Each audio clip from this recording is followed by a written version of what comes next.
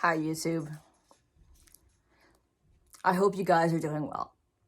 And I'm about to make a video that may cause a little bit of fear that there could be triggering content, but I'm going to be very careful to keep from there being triggering content in this video because I really want it to be a helpful one that you can listen to.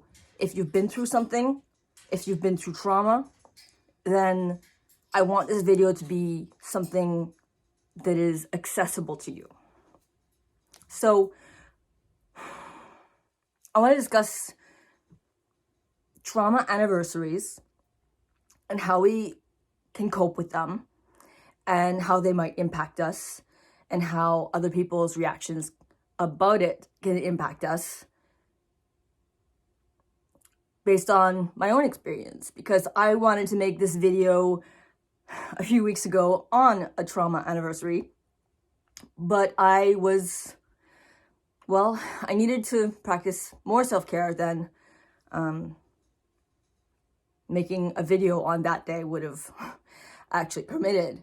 So, and I think that being able to make it now gives me a bit of recul, gives me a bit of to step back a little bit and be able to see things a little bit more in a positive, constructive light.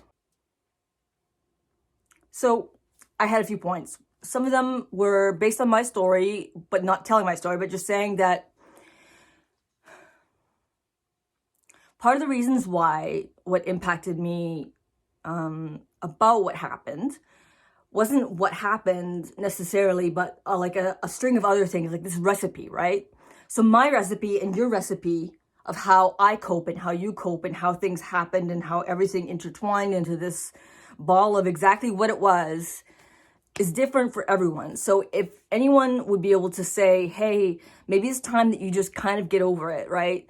Because maybe they were in a situation or know someone in a situation that did get over it or seemed to be over it. They aren't considering the recipe.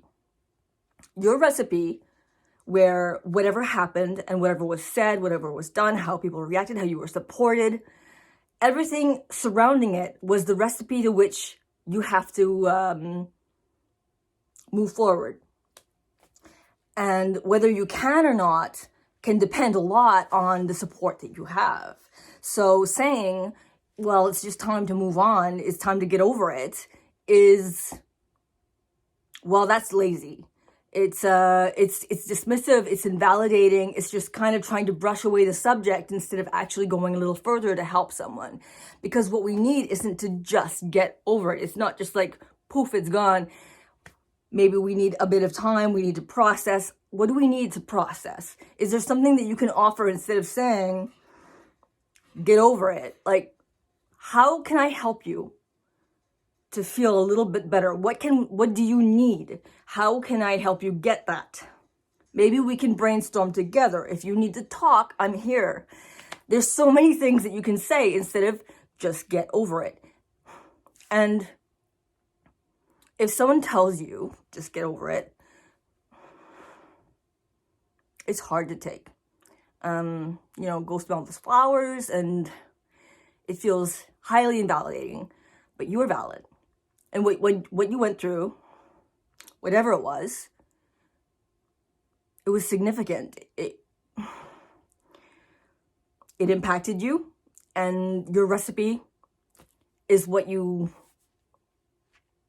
makes your situation different from everyone else's recipe. And however much time you need is however much time you need. So I guess if you have a day, like a trauma anniversary, and if it's something that impacts you, maybe take note of that in advance and think of things that you can do on that day. Maybe you want to be super proactive and not think about it. I mean, some people deal with it that way. I'm not going to say that's right or wrong. Just we deal how we deal. So maybe we do chores and we run around, but I don't want to think about it. If that's your recipe for yourself, that's okay. If you want to have a pajama day, maybe it just needs a little bit of a tweaking in terms of like feeling too deeply into the past when we could use our pajama day to also have a load of self-care. Like, what do you need to feel comforted? Is it like a certain blanket? Is it like lotion? Is it taking a bath? Like something that you like feel comforted, or saying that you want to talk to someone, anyone that understands. Just say, hey, you know, this day really just is really hard for me, and have it recognized as valid, because it is, and so are you. And you know, I'm proud of you for trying, and for, I mean, maybe you haven't found that first step yet, but you will. And then there's another step and another step, but you'll find it in your own time, and no one can push it, and no one can say it's right or it's wrong. So trauma anniversaries are difficult. And my recipe was more so from my last experience because of previous experiences, and then how that was taken. So obviously, if someone has a situation where they're very well supported, where where they were completely sided with, emotionally, everyone was there for them, which that would be a magical situation. But they would have perhaps a different recipe that can't really compare to someone. I mean, not in the sense of like trauma, the trauma is the trauma, but how we move on from it. It's a huge impact on how we're treated, and or rejected, and rejected, and rejected. Because if you've been through that, keep trying, because you're worth it, and you're doing well. You're doing very well, and you can do this. It feels, I can't even say, because that's my recipe. So your recipe feels different. I wrote like a million notes. I don't think I looked at them. I'm kind of worried I left everything out, or maybe I said it a little bit okay.